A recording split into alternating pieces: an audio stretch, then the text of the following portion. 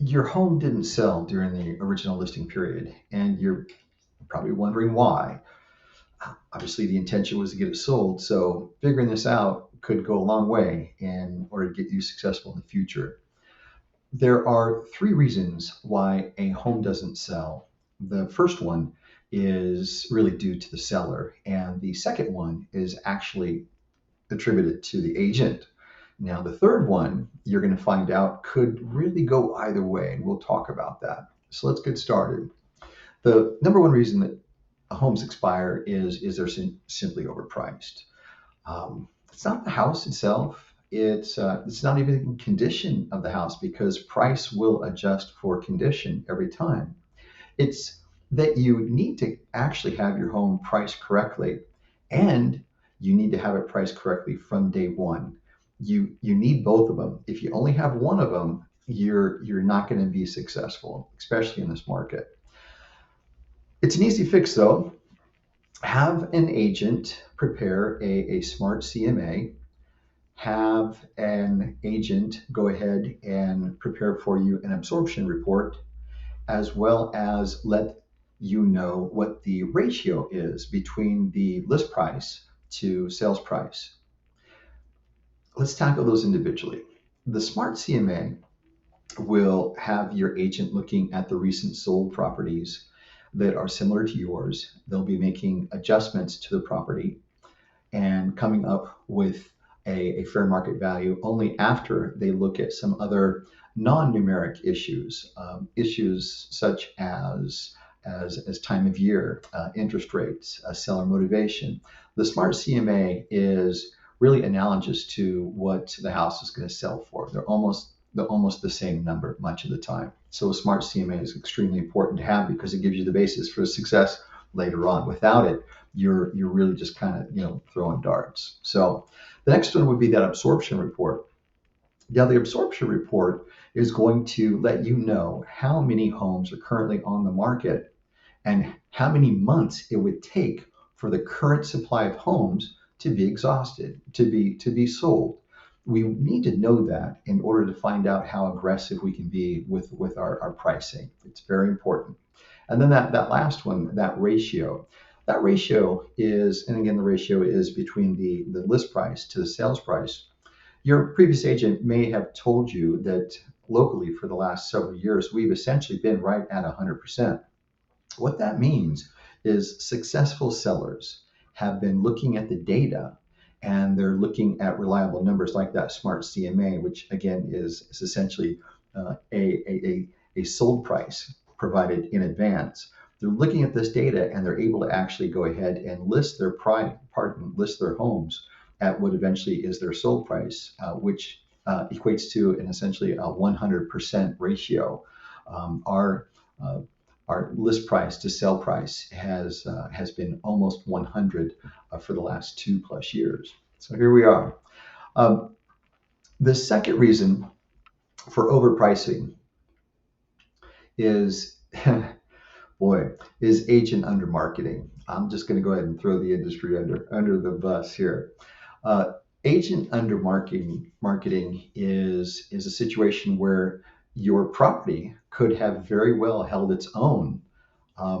The price point that was attributed to the home may have been dot on. However, the the marketing that was provided, what the end buyer sees, did not support the value of the actual home. It happens when there are too few pictures. It happens when the content, the retail remarks are poor. It happens when there isn't captions written under the pictures.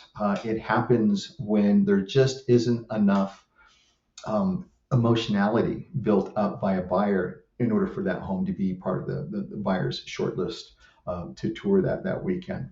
It does happen. It's fixable, however. It's certainly fixable, and I'll tackle that in a later video if that's all right.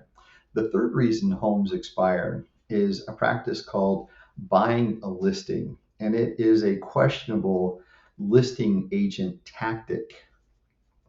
It's done in two situations. The first situation is when uh, a seller conveys to the listing agent that unless the listing agent goes with their particular number that happens to be higher than the comps that were provided by that agent, if the agent doesn't go along with the higher price, then they will not secure that listing. Well, they're going to go along with the price. They're going to secure the listing. But in this case, the seller has essentially, put it out there that, look, I will sell you my home if you're willing to overpay. Um, I mentioned in previous videos, buyers today see hundreds of homes online. They see the difference between a motivated seller and a non-motivated seller. It's very easy with the amount of data they have today. That tactic is just woefully not effective anymore. So it can amount to expired and canceled listings for sure. The second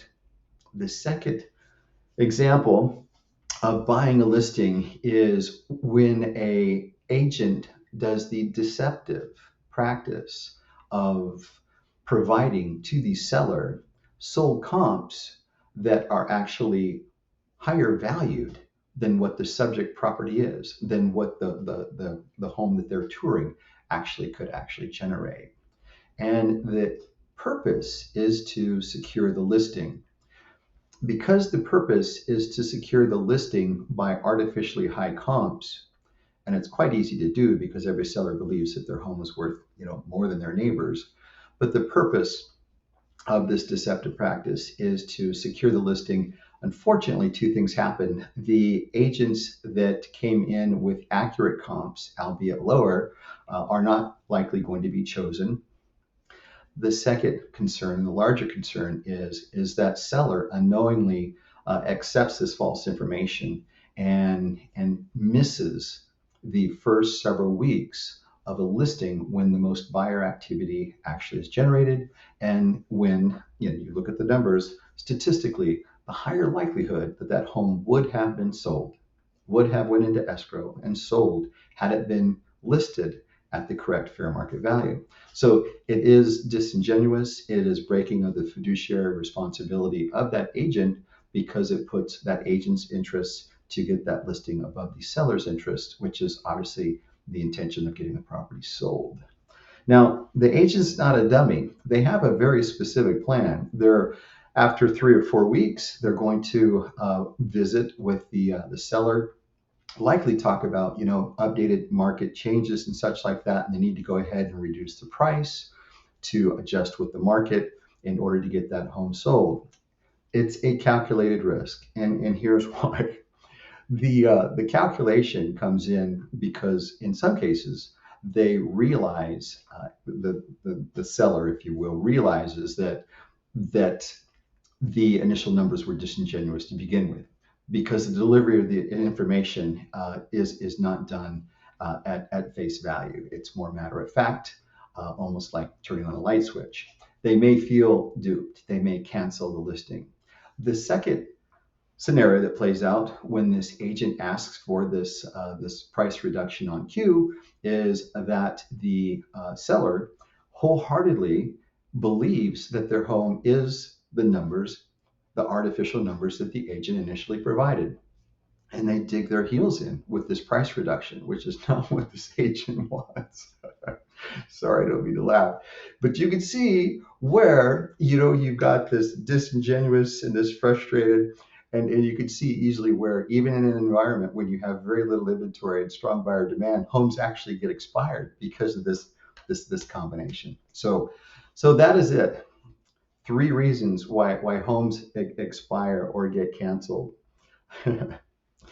I'll tell you what, it's with a high level of confidence that if you address these three, you're going to find yourself back in the driver's seat. You're going to find yourself with that confidence. And I'm telling you, there's a level of confidence that's still out there in front of you that you'll be able to control the sale of your home. I'll even go so far as to say, you probably don't realize it because it doesn't feel like it right now, but you're still holding all the cards. You have the home. There's strong buyer demand out there, and you have a very valuable asset. So if any of this makes sense, please feel free to go ahead and give me a call, and I'll prove it to you that you hold all the cards. I'm going to put out another video. It's called Your Listing Expired: The 7 Things You Must Do. Watch it and ask yourself if what Corey is suggesting, would it work? I'll see you on the next video. Thanks so much.